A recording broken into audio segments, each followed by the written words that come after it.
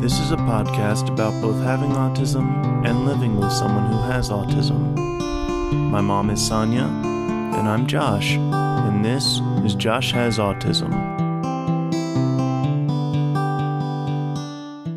Hey everybody, thanks for joining us today. Hello. Hello. Yes, that third peep that you just heard was Dr. Christine Ogilvie, also known as Chrissy. She's here with us today, and I'm so grateful for you being here because we're going to talk about inclusion, and I need you here because I don't know anything about it. So I know a little bit, but I'll pretend I know more. well, thank you. I appreciate it. Yes, I want to tell everybody Happy New Year. Yeah. Oh, yeah? Yep. Did you do anything exciting? Not so much. Had a quiet night at home with the dogs, and that was okay, too. You say dogs like it's just a quiet atmosphere home with the pups. You have a zoo. I do have a zoo. I do. I admit that.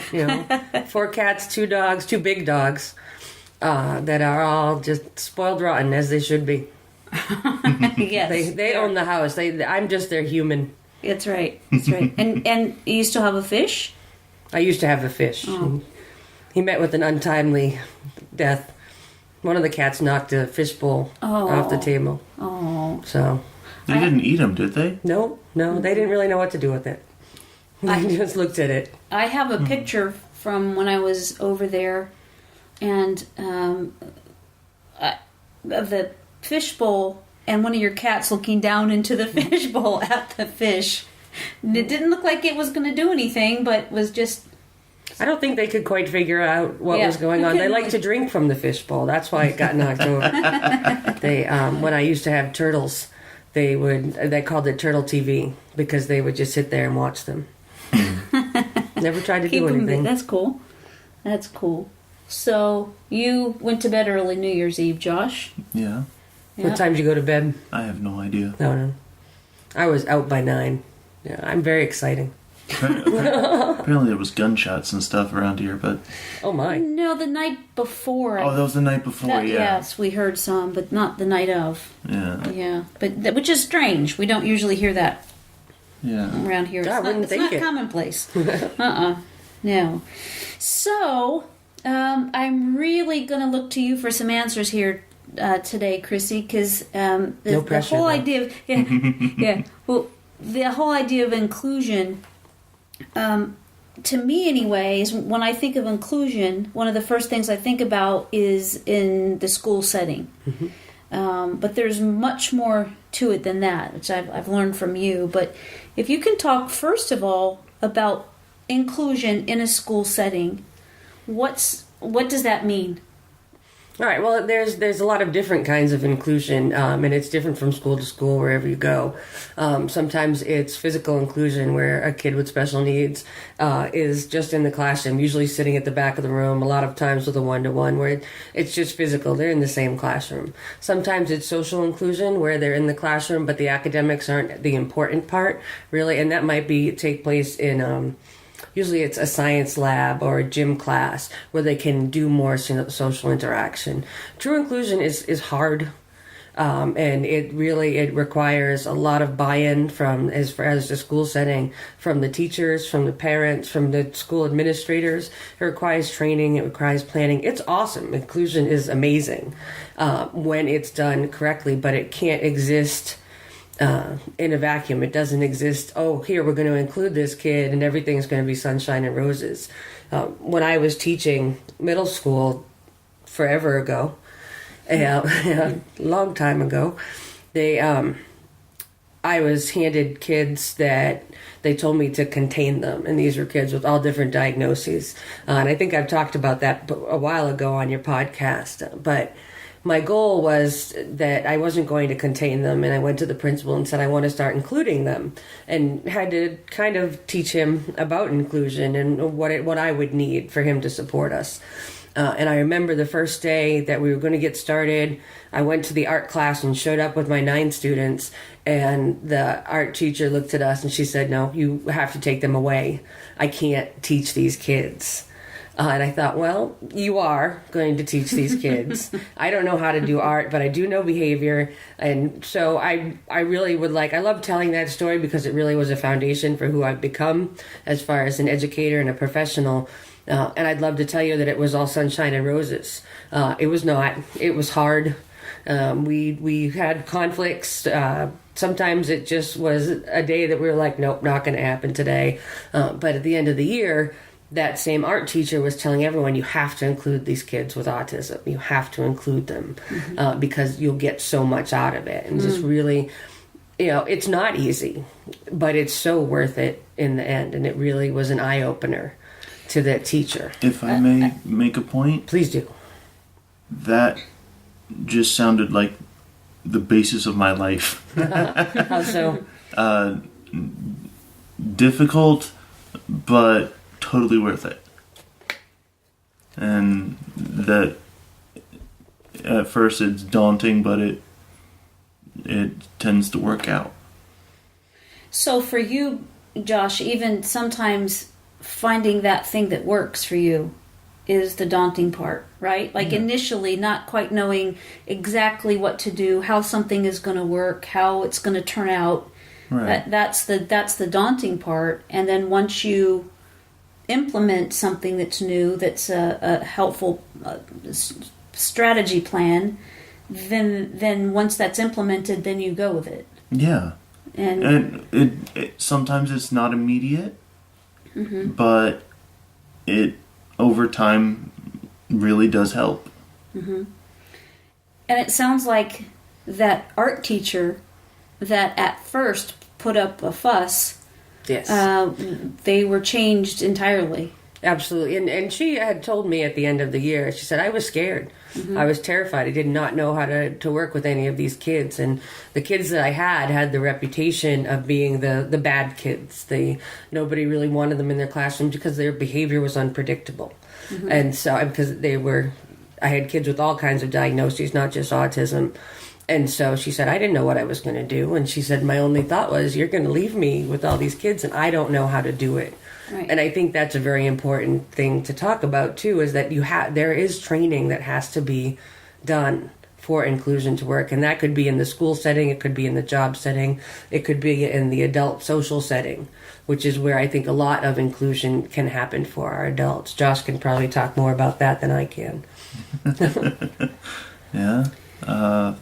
I help you out actually with middle school and high schoolers. Absolutely. And even young adults with that are on the spectrum. And it is, I know you've said to me before that I have insights to how people on the spectrum think and react to things. And that having me there to help just makes it so much easier for you guys. Oh, absolutely. You can connect with the kiddos and young adults that we've done the classes with far more than I can. And they look to you as a mentor. It's almost like you are the typical peer coming in, which I don't know if that sounds weird. But I'm the atypical peer. Yeah, they're the atypical, typical peer for them because they look up to you and they connect with you. And there's been so many times where it's been such a great example of inclusion because there's that two people at the party there that are leaders, or three people because we had Cindy, but that are the leaders that makes that inclusion experience worthwhile. Yeah. So it's called inclusion even when it's a group of autistic people getting together. That's still considered inclusion? I consider it inclusion, yes. Okay. So in my mind, I'm always thinking that inclusion means a group of people that are maybe kind of all resemble a certain thing, and then somebody that's not that thing is welcomed in and then is part of that group. That's what I think of as inclusion. And that's how wrong I am. That just sounds like me with my friends. That's really how it sounds. the way you just described that. The difference in the class that Josh and I taught was that the kids that we had, especially our middle schoolers, and really, I guess our young adults, they didn't have a peer group. They didn't have a way to be included. They didn't have someplace. So it's inclusion in that they are forming a peer group and have formed groups that still, even though the classes have ended, they still get together. And so now they have that experience of hanging out with friends where they might not have had it before. And so it was them, the inclusion for them was coming together as a group and learning the skills that they needed for friendship and how to maintain that. Okay. All right. It's very, I don't know what the word is, murky. It's hard. You can't say inclusion is this because I think you just can't. There's so many different definitions and different degrees of it. The act of being included. Well, that's a dictionary definition. Yeah. It's very straightforward, not murky. It is. But it uses the word Josh to define it. Well, yeah, you didn't he? You can't use the word in the definition of the word. Against the rules. But inclusion is life-altering, isn't it? Absolutely, without a doubt. Have there been any times that stick out to you, that stand out, experiences that you've seen where it really has changed someone's life and just turned it around? Yeah, absolutely, yes. I have a lot of them, but the first one that came to mind was Tyler, and his mom listens to your podcast, so she'll get a kick out of the fact that I'm talking about him. Okay, cool. Tyler came to me in 5th grade, very, very tiny little guy, autism diagnosis, and for the first 3 weeks of class, he sat outside my classroom door, curled up in a ball, rocking back and forth, wouldn't talk to me, wouldn't look at me, wanted nothing whatsoever to do with me. After about 3 weeks, I had tried everything. I tried bribery. I tried being forceful and demanding. I tried bargaining with him. He just wasn't having it. About 3 weeks after that, we were sweating to the oldies. So that tells you how old I am. It was rainy, it was yucky, and I just wanted something to kind of break up what we were doing. And he came in. For whatever reason, that spurred him on, and he came in. That was 5th grade. In 5th grade, he spent with me in the classroom. I didn't try to press him for inclusion because I was still trying to get him to stay in my classroom. And we worked on towards the end of 5th grade, we started including him. In 6th grade, I accompanied him and another one of his classmates up to Maine on an experiential field trip. It was a week-long rope climbing and group bonding type of, it was wonderful thing, but I went with them to 2 of my students so they could have me there if they needed me and to help with the inclusion there. Mm-hmm. And it was okay.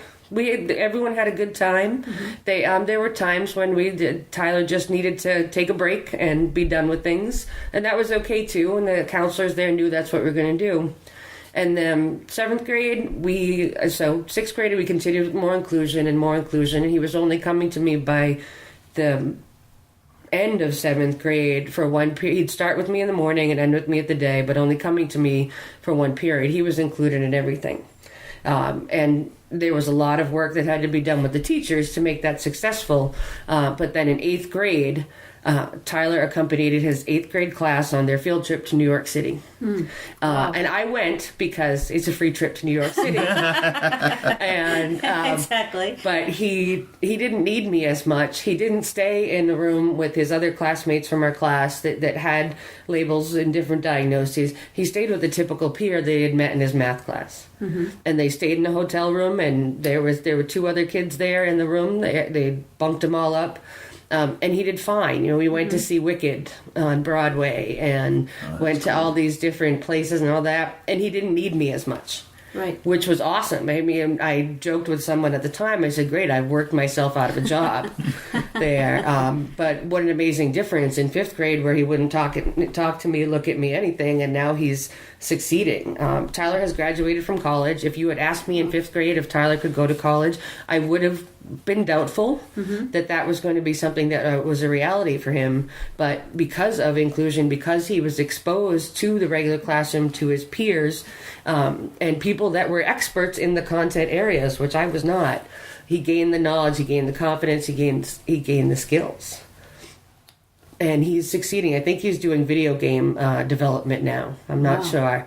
I need to check in, but that's, to me, is the best example of inclusion in the world, because it was, I was convinced after the 3 weeks that I didn't know what I was going to do, how I could help him, how I could convince him to come in, and just it kind of ballooned off of that. He sounds like he's awesome, just like me. I would agree with that. That's a wonderful success story. Yeah. That I would not have connected inclusion as being the catalyst for such a huge change.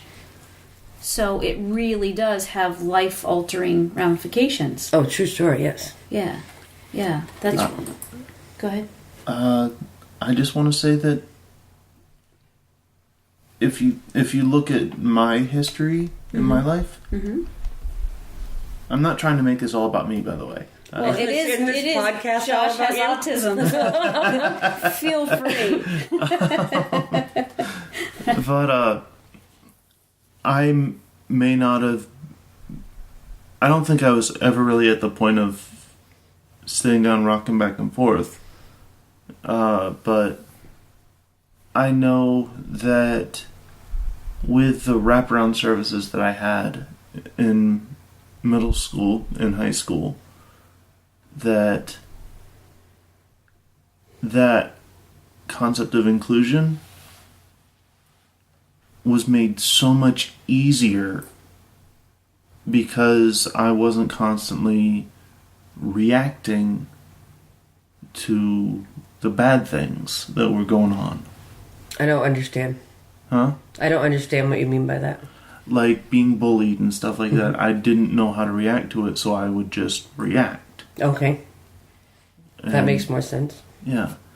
And so whenever I started getting wraparound services, not only was it teaching me how to act around other people, but it was also a support system that really, because it was people that knew exactly how autism worked and everything, well, maybe not exactly how it worked, but you know what I mean. I want to meet them if they know exactly how autism works. And they understood how I thought things through and things like that. Mm-hmm. And because I had that support system, it sounds to me like you were doing a similar thing with, was it Taylor? Tyler. Okay. And it sounds to me like you were doing a similar thing with Tyler, where you were trying to work with him to help him understand how things worked, how things are supposed to be socially. Mm-hmm. And by including him in that, you helped him develop a lot more. Yeah, he did the hard work. Well, yeah, I was just there. I mean, and academically, he was so far out of my reach, above what I could even consider. You know, with the social skills part, definitely wasn't there. And it was, but it was. I helped him a lot, but it was a team thing. Right. It was his parents. It was his other teachers. But having you there for him is what I'm thinking the wraparound services was like for me. Okay, I see. In that, because you were there, it was a fallback, and it really helped buoy me up, and really made my life easier. And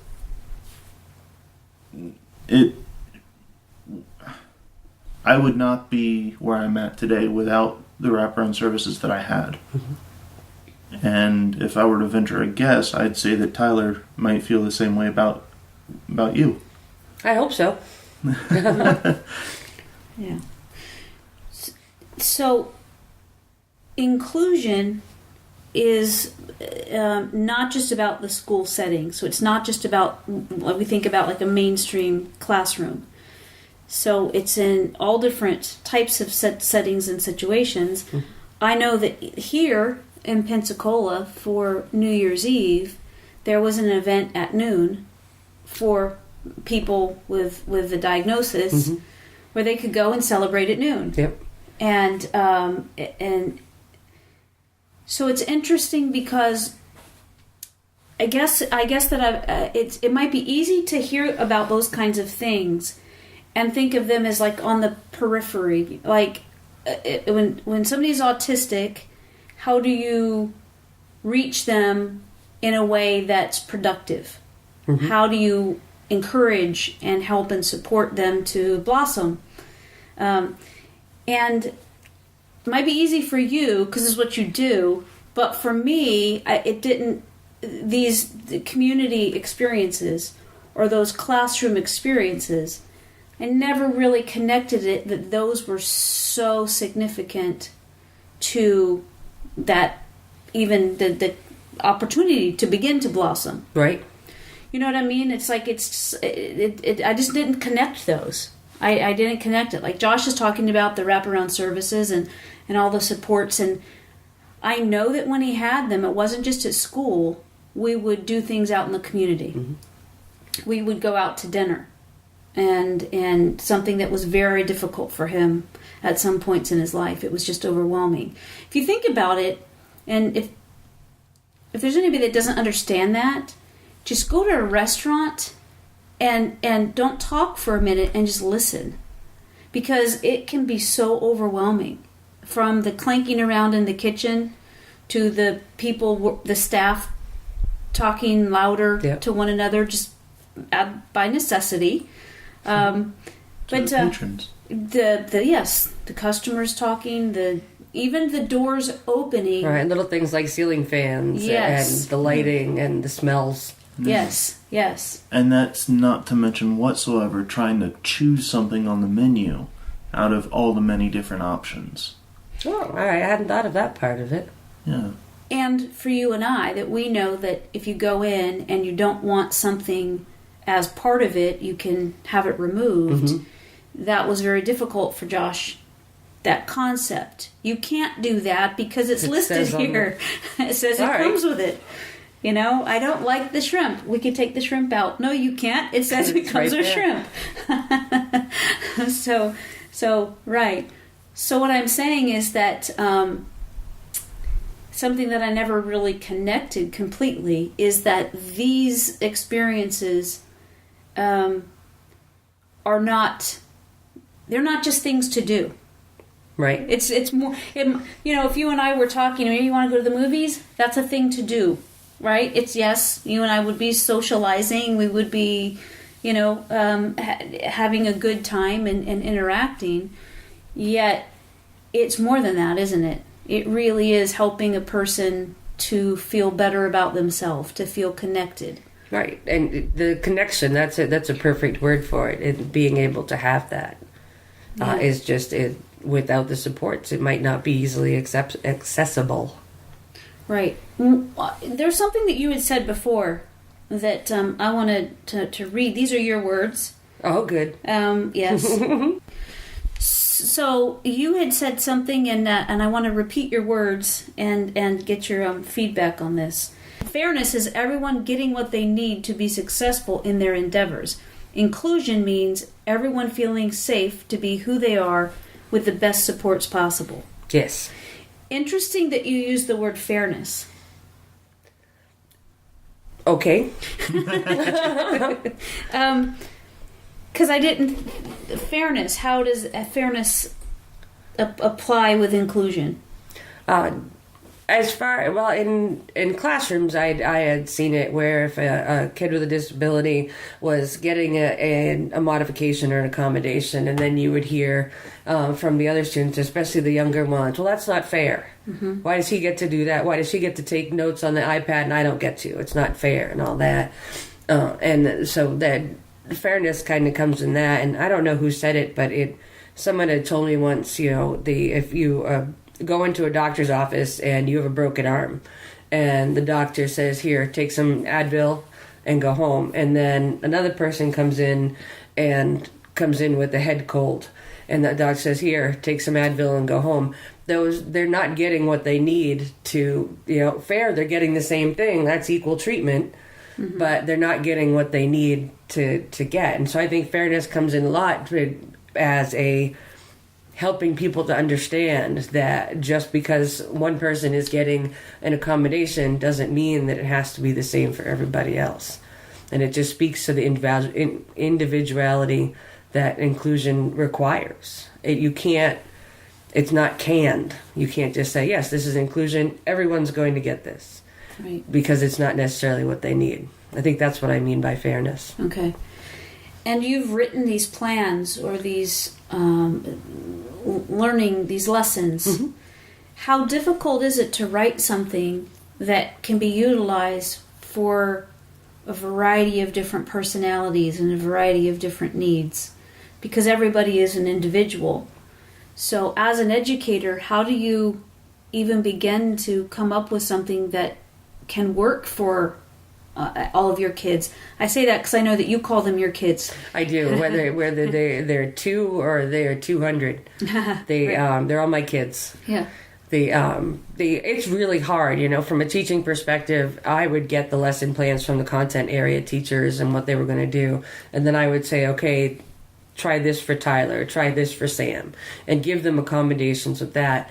But with my adults now that I work with a lot with jobs, I can do similarly the same thing, get what's expected of them, and then say, okay, here's a way that we can do that. All right, you need a procedure for going in and clocking in and remembering everything that you need to do. Well, here's what we can do to support that. Mm-hmm. And so it's a lot of work. It's hard. My family used to pick on me a little bit because I wouldn't do anything on Sundays because that was my lesson planning day. And I literally would get up in the morning, and I'm a fairly compulsive person about, I don't know if I want that aired. We can edit that part out, but it was very important to me. And so Sundays I would get up in the morning at, whatever time I got up and work straight through the day writing lesson plans and figuring out, all right, this might work, that might work. And a lot of inclusion, at least in my experience, is drop back and punt. All right, let's try this. Oh, it didn't work. Okay, let's try something else and do that. And it requires a lot of flexibility on that. But the planning part of it is long and it's intensive, in my opinion, to do it right. Right. And I would just say that instead of compulsive, I would say that you're focused. I like that much better. Yes. Because what matters to you is you helping, you coming up with the best suitable solution for a particular situation. Not just... That's not being compulsive or being... It's focused. No, right. No, I just wouldn't do anything else on Sundays. I wouldn't go anywhere. I wouldn't do anything. I wanted to do that all day long. Well, but you're passionate about it. That's true. And that makes all the difference in the world, because there's a difference. If you are a mad scientist, and I'm only going to be a mad scientist on Sundays, nobody bother me, but we're doing something that you were passionate about and you still are. Oh, yeah. So that's... All right, wrong adjective choice. We got you covered. Yes, we got you covered. So interesting that what you're talking about with in regards to inclusion is ultimately what everybody needs in life. Of course. And so you go about and have gone about finding the way to do this for people on the autism spectrum and some of your other kids that had different diagnoses that you talked about earlier. And so you found a way to help them in that regard. And it's just interesting because isn't that true that in life it's so important to feel included. And that feeling and that sense can help anybody conquer an awful lot. Oh, very true. Overcome an awful lot. You talked about going to New York, and when we lived up in Pennsylvania, Josh had a core group of friends. How many of you? 6? Yeah. 6 adult men. No, 5. Wait. I think there was 5. Okay. From all different. One was a physical therapist. I can't remember now what they were. There was a lot of variety between all of them. Exactly. And Josh went with those friends up to New York. They got 2 hotel rooms, and they visited and had a great time. I prank called them. From your room to theirs. Yes. Oh, he pretended to be the maid that, or the housekeeping, or the front desk, that they were being too loud. Nicely done. Yes, it was very funny. Nicely done. Yes, and it was the same situation that I never thought that was going to be possible, and these guys, getting Josh, understanding him. Caring for him and supporting him, and he did that in return for them, and they all it was a wonderful group of guys. Yeah. But there were 6 of us total. Yeah, I believe so. Yeah. Yeah. But because he was included in this group, he went and did something that otherwise he more than likely wouldn't be able to do. I mean, that's not something, he wouldn't do that on his own. Right. Yet it was the support that he got from these guys that made him kind of, just rise to the occasion. Yeah, and inclusion is so much beneficial to the peers, too, the peers that he went with, and to people without labels of autism. You can, because they're becoming, they're more sensitive to the needs of others. They're learning how to take on those leadership roles and those mentoring roles. I have a very secret, well, not so much anymore, master plan where inclusion is just going to be normal, and that where I did this when I was teaching, and I try to do it in the work that I do, where it wouldn't be an exception. It would just be, well, of course, that's my friend Josh. Of course he's going to hang out with us. Or that's Tyler. Yeah, he's going to go with this class. And it would just be normal to have them included. That's my master plan. That's what I work towards. Yeah. Well, is that something that you're seeing more of these days? On some levels, yes. I want the pie in the sky, and I want it happening now. And so, but there are steps towards it in different areas. I'm finding with employers, they're becoming more and more open and realizing how beneficial our folks with autism can be as far as employees. I'm finding that socially, places that we go, if we go bowling or we go to, when I had taken groups of middle schoolers and high schoolers to mini golf, how sensitive the people there were to the needs of my folks, whether it was limiting noises, if they could, set lights and all of that, allowing us to take our time, understanding that on that 18th hole, when the kiddo goes to put the ball in and it doesn't work, they give them another try, and I give them but without me having to say, hey, here's my group of kids with autism, just noticing it. And I think that the awareness is definitely something that can go a long way to promote inclusion.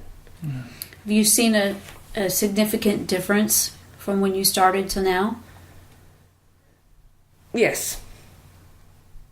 Yeah, it was. I mean, when I was in school, in grade school, the kids with disabilities were in the basement under the stairs. That was their classroom. And that's definitely, I'm sure it happens sometimes in some places, but it's definitely not the norm. There have been a lot of movements towards more inclusion and increasing it. It's not easy. And so it's something that you definitely have to say, this is what I want. This is my goal. This is what I want for my classroom. This is what I want for my adults. that I work with. This is what I would want for my children if they were in school, to just be, hey, that's just Josh. Mm-hmm. I want to bring up something real quick. It's a little bit away from this, but still with this. Mm-hmm. So yeah, go ahead.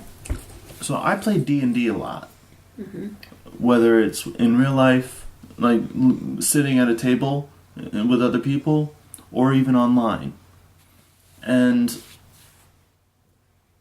autism is not just something here in the U.S. I mean, we've talked before that, like, for example, the gentleman in was it Australia? Very, very handsome little guy. Yes, yes, and his mom. Yeah, they're awesome. And so it's a worldwide thing. Mm-hmm. And one thing that I've learned is that they can be from anywhere. Mm-hmm. And I mean, I'm in a game online that meets once a week. Mm-hmm. And in that game, there's a guy in the Netherlands who is on the spectrum. Mm-hmm. And he stutters a little bit, but at the same time, you don't necessarily expect to meet other people with autism, and then whenever you do, it's like, oh, cool. So that aspect of his presentation, the way that he speaks, Mm-hmm. to you, is it, and then everybody in the group, that's just part of his cadence, right? It's part of his. So there's not anything. Has ever anything said about it? Does he say anything about it? I guess what I'm asking about is you're talking about this forum that to you has been something that's so helpful that you are able to be yourself. Mm-hmm. But I guess that's really not the case because in D&D you're somebody else. Is that right? Yes, Okay. I believe the common joking term is murder hobos. Okay. Wow. That might be a topic for another day. Yeah. Wow. Yeah, because most of the time the characters in the game, they're expecting to, like, the players themselves are expecting to go up against enemies that they'll have to fight. So, and most of the time they don't have a home base per se. Okay. So hence the term murder hobos. Okay. But my point about that was that you never know if you'll meet someone on the spectrum. And the only way to find out is to just go out there and try and interact with other people. Which I think was what I was asking you about with this with the person that you play with that has a stutter. It interesting because I'm wondering, do you talk about autism at all? Do you talk about one another in ways of finding out information about each other? I was curious about that too. Not so much finding out information about each other because it's the internet. You don't know who people are. True story.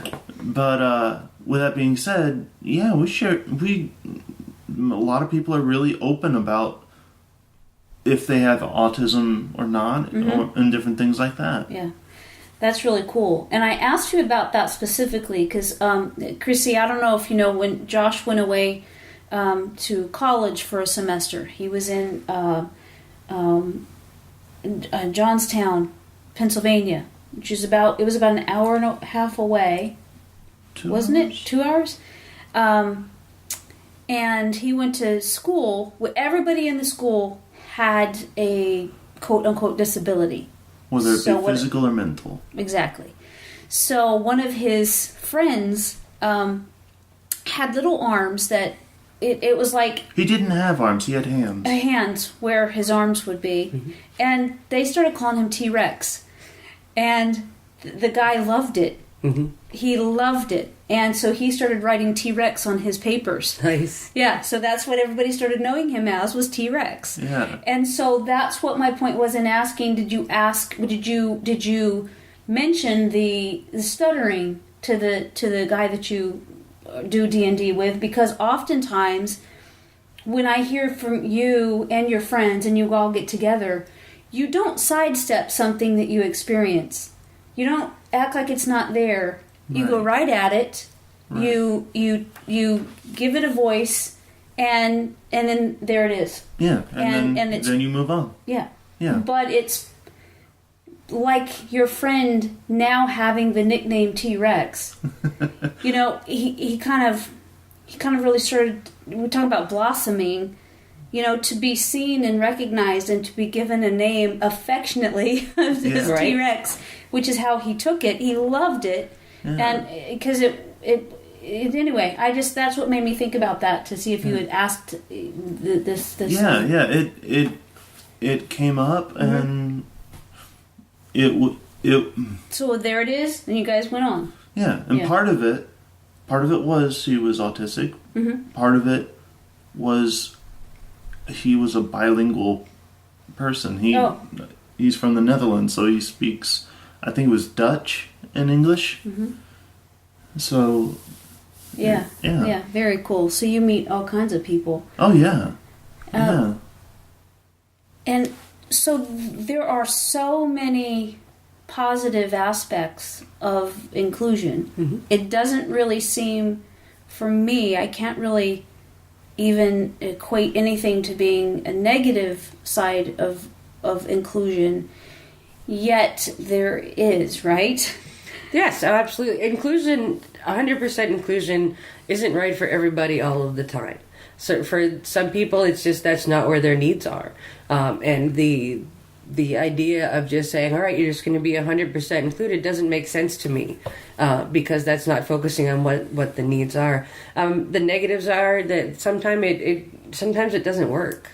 Sometimes you can try something and it's just there's not a connection. You're not putting the right supports in place, and there's a lot of frustration that can go along with it. There's that fear, like the art teacher had, of I don't know what I'm doing, which I'm sure she would tell you was a big negative, because and so it's. I think the positives way beyond outweigh the negatives, but it's when inclusion is done incorrectly or wrong, then it can just be disastrous for everybody that's involved.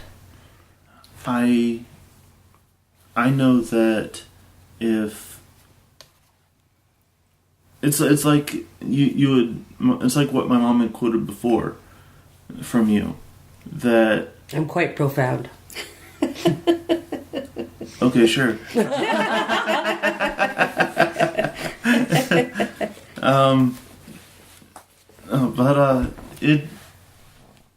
Equality and what was that first word that started with an F?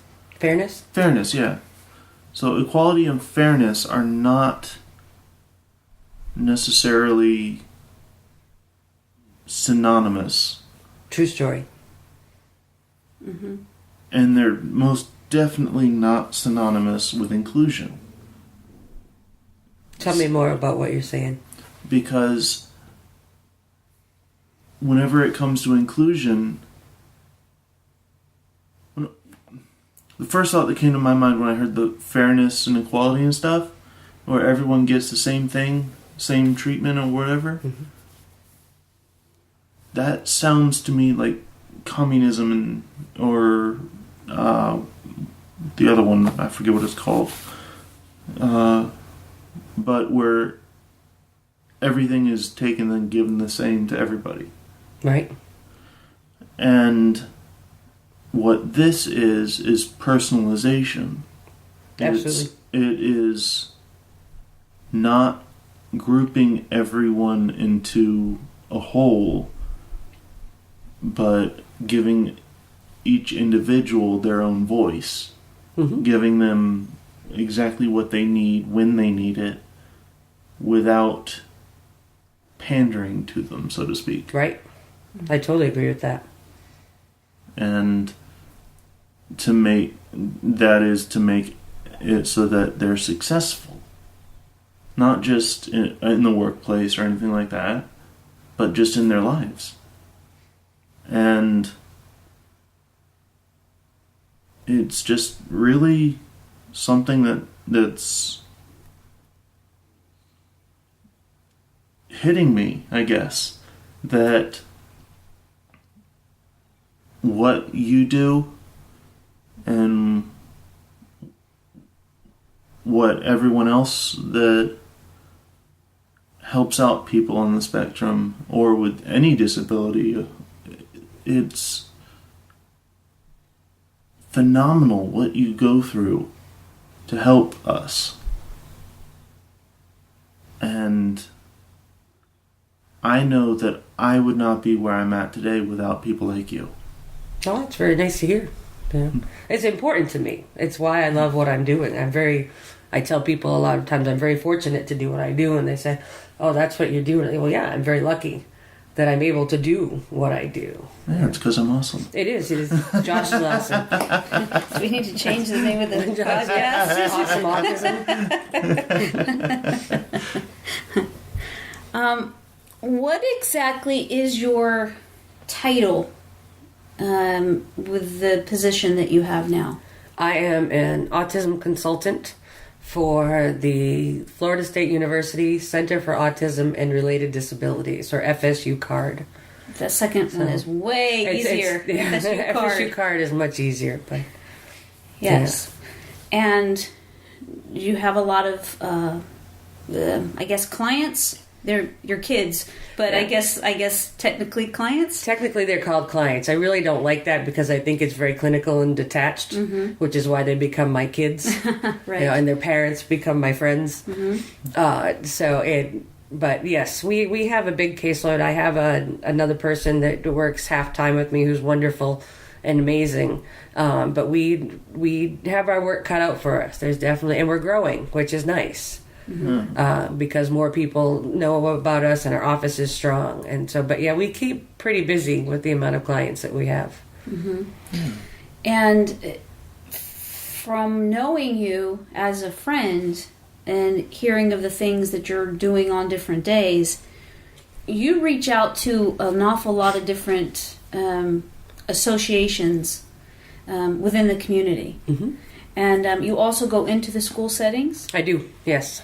And so out in the community, you're just, even one that sticks out that I want to have on a future podcast is a police department. So I'd love to have them on to hear what they have to say about what you've taught them. Right. Well, they're doing a lot of great work, especially here in Pensacola. Lieutenant Jimmy Donahoe is just amazing, and he has a son with autism, so he can speak from the law enforcement side and the autism side to it. And between he and I, we have trained the most of the police force in Pensacola. I think he's trained all of them, and we've provided training for we're starting to do work with the juvenile justice system, and they're reaching out to us to do that. And I think that's kind of a sign of inclusion as well, in that it's, people are saying, hey, I don't know what to do, can you come help us? And I love doing those trainings because I have them put the participants through usually about 6, sometimes more, simulations on what it might be like to have autism on any particular day at any particular time. And I use that word some all the time. Sometimes this is it, sometimes it's not.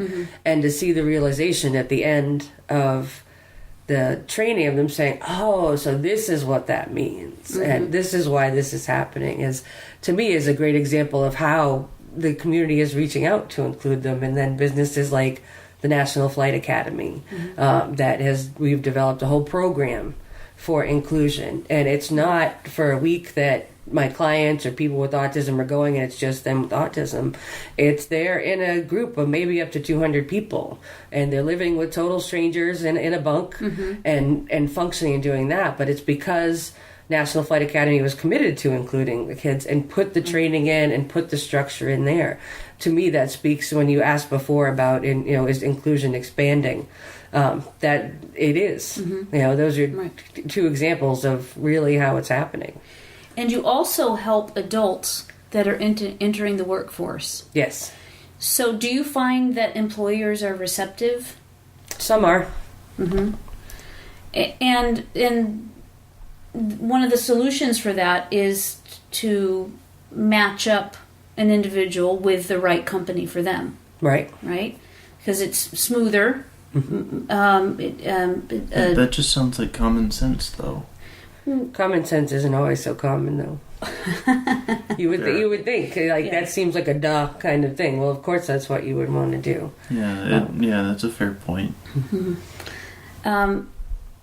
And is there other areas that we haven't touched on that you're involved in within the community? I do a lot with the social planning and the do you mean as far as inclusion or just other things that I've got my hands into? Well, you're here. It's just, we have a lot of things. We're starting actually next Thursday.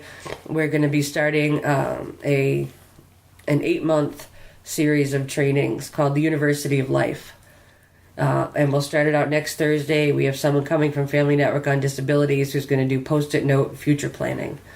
And then in February... Josh, you're coming too, by the way. You and I both are going. You'll like it. It's fun. Yeah.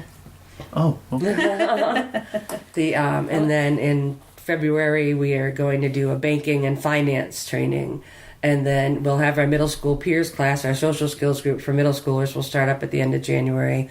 But then we have a self-defense class that will be happening and an Adulting 101 series of trainings where they will have to choose a job, look it up, see how much the pay is. And I'm not talking about, I want to be a rock star someday. We're talking about realistic jobs. Mm-hmm. But find out how much the pay is and then look for housing, whether it's renting or buying a house, and transportation, how will they manage to get it?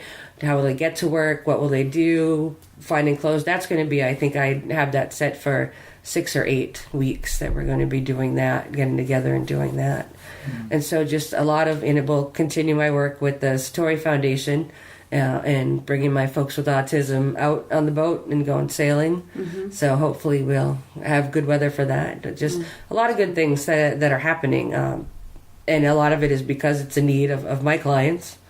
And it's because the community's ready for it, or is getting ready for it. If they're not ready for it, you can be sure I'm getting them ready for it. Is that one of those things, ready or not, here I come? Yep. Right. So we're here in Pensacola. Mm-hmm. Is this something, is CARD something that's regional, or is it national? CARD is only in the state of Florida. Okay. There are 7 CARDs throughout the state. Each of us is associated with the major university. We're associated with FSU. We actually have 3 offices across the Panhandle. We have a Tallahassee office, Panama City, and then the Pensacola office. And we cover everywhere from Pensacola to Tallahassee, which is, if you're familiar with Florida geography, is a very long way. Yeah, that's like the entire Panhandle. Right. So they are, and then there's all different ones throughout the state. There's a lot of collaboration between the different centers, which is nice. Because it's that you don't have to recreate the wheel every time. Someone might have done it. Right. Cool. Yeah. And so what's wonderful is that you're doing the thing that you love. Yes. I'm very lucky. And you're living in the right place, because a couple, observations that I've made over these number of years. You hate wearing pants. You'd rather wear shorts. Sandals are way better than shoes every day of the year. True story. Mm-hmm. I'm here. Swimming pool. Yes. The swimming pool. Even when I'm a big baby and I would never go in the pool when it's that cold. You love it. Absolutely. Yes. And Josh is here. Yes. Yeah. That's right. The icing on the cake, for reasons to stay in this area. Is that you saying I'm sweet? Very much so. Sometimes. When you're not salty. Well, Chrissy, thank you so much for coming on the podcast today and talking to us about inclusion. I just think that it's something that a lot of times I learn stuff that I knew, but I didn't really think about it much. And it's what I got out of today is definitely that inclusion is more than just an outing. it's more than just something to do. Right. It is life altering, and it's being brought into something larger than yourself. Ooh. Well. Very nice. And that's where we'll end this. Perfect. Yes. Chrissy, thank you so much for being here. Oh, well, thanks for having me. Yeah. Thank you. And everybody out there, thank you so much for listening once again. Do us a favor, because this podcast is an awesome one because Chrissy was here. Please consider giving us a 5-star review, if you would. That would be wonderful. We'd appreciate that. And take care of yourself, and we will talk to you next time. Love you. Bye.